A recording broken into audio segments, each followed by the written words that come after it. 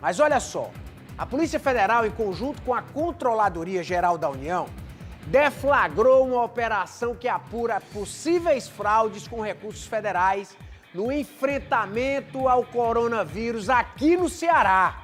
Não bastava já o escândalo lá em Belém, estourou agora aqui no Ceará, não é? Olha, a Evelyn Ferreira está agora ao vivo, não é, com a gente e tem informações. Vamos falar aqui com a Evelyn.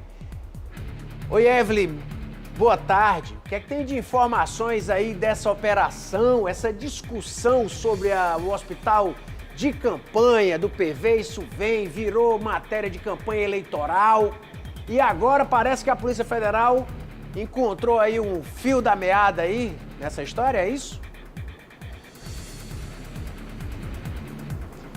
Exatamente. Boa tarde para você, boa tarde a todos que estão acompanhando o Cidade 190. Pois é, a Operação Cartão Vermelho 2 foi deflagrada hoje e teve 7 mandados de busca e apreensão cumpridos aqui em Fortaleza e também em Brasília, né? Essa investigação é justamente para apurar aí irregularidades na gestão, né, do hospital de campanha, né, montado lá no estádio Presidente Vargas, né? Eu vou conversar agora com o delegado Antônio Clidemir da Silva Amora, delegado aqui da Polícia Federal. Muito bom dia. Fala pra gente, né, quais foram as principais irregularidades encontradas, né, que foram causas aí da deflagração dessa segunda fase da Operação Cartão Vermelho. Bom dia a todos. Na verdade, é a segunda fase da Operação Cartão Vermelho, ou seja, a continuação da investigação que houve uma fase ostensiva já em novembro do ano passado, quando se apurou diversas irregularidades na implantação e gestão do hospital de campanha entrando o Presidente Vargas. Na ocasião, se buscava elementos com vistas a apurar diversos crimes, tanto licitatórios, eventual corrupção passiva, entre outros. Com a primeira fase, se buscou novos elementos da análise tanto dos interrogatórios como do material apreendido, podemos verificar a existência de novas pessoas e empresas envolvidas nesse esquema criminoso, razão pela qual, nesta data, a Polícia Federal, juntamente com a CGU, deflagrou essa segunda etapa com o cumprimento de 7 mandados de busca e apreensão, tanto em Fortaleza quanto em Brasília. Quais foram essas irregularidades que chamaram a atenção na questão da licitação? A licitação, após as investigações e os interrogatórios, a gente verificou o quê?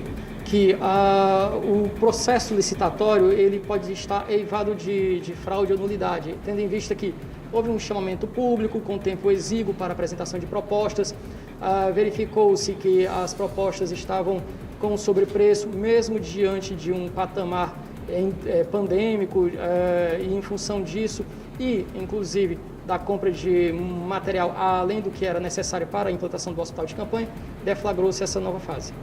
Quem são essas pessoas envolvidas? São servidores públicos, são empresários? Nessa fase da investigação, tanto empresas privadas quanto órgãos públicos, servidores públicos e empresários estão sendo investigados. Certo. E aí houve irregularidades também na compra de equipamentos, não é isso? Sim, foi pontuado que o hospital de campanha, por exemplo, ele teria 204 leitos. Comprou-se equipamento em número mais do que 50% superior ao que seria para implementação e implantação do hospital de campanha, razão pela qual vamos buscar indícios para verificar eventual irregularidade. Certo. E qual vai ser o próximo passo, né? Qual vai ser a próxima linha de investigação? A linha de investigação, na verdade, permanece. Estamos apenas aprofundando.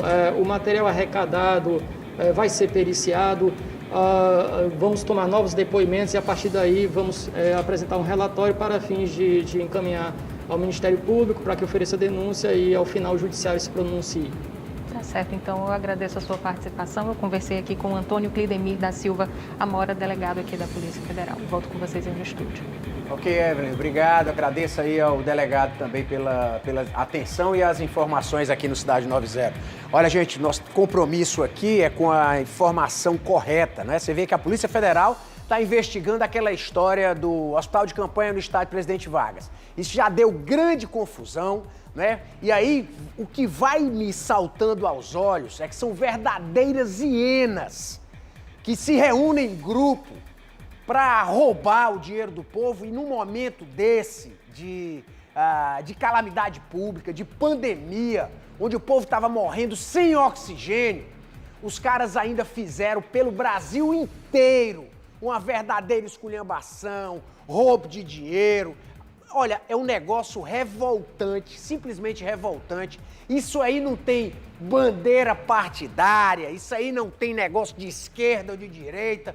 Foi uma canalice com bandidos que se reuniram em verdadeiras quadrilhas em vários estados para roubar o dinheiro público, para levar vantagem com o dinheiro público que tinha que ser investido aí para a saúde da população.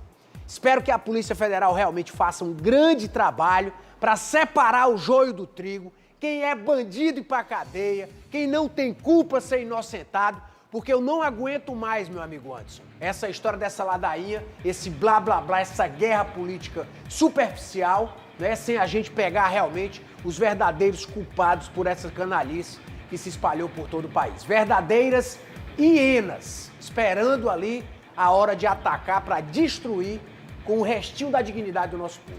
É uma pena isso estar acontecendo numa situação como essa de pandemia, mas quando essa pandemia começou, que todo mundo ficou apavorado, todo mundo ficou em pânico com isso, todo mundo ficou preocupado com a forma que seria tratada essa pandemia aqui no Brasil. Porque é uma pena a gente falar isso, mas se tratando de Brasil, meio que isso aí já era previsível de acontecer. A gente tem que agora saber qual a proporção em que isso foi praticado aqui contra o nosso país, contra o nosso dinheiro, os nossos impostos. Porque enquanto tinha gente no leito de hospital, de UTI, de enfermaria, morrendo sem ar, eles estavam aí. Quem estava por trás desse esquema estava luxando, estava viajando, estava curtindo praia, estava andando de avião, estava fazendo um monte de coisa enquanto a população estava morrendo. E agora a gente vai cobrar para que esse possível desvio aí desses recursos, compra excessiva de equipamentos no hospital de campanha, não seja tratado só como desvio de dinheiro público, seja tratado também como homicídio, assassinato, porque o que teve de gente morrendo aí por conta dessa situação, a gente perde as contas. E isso é uma pena. Infelizmente, esse é o nosso país. 12:19.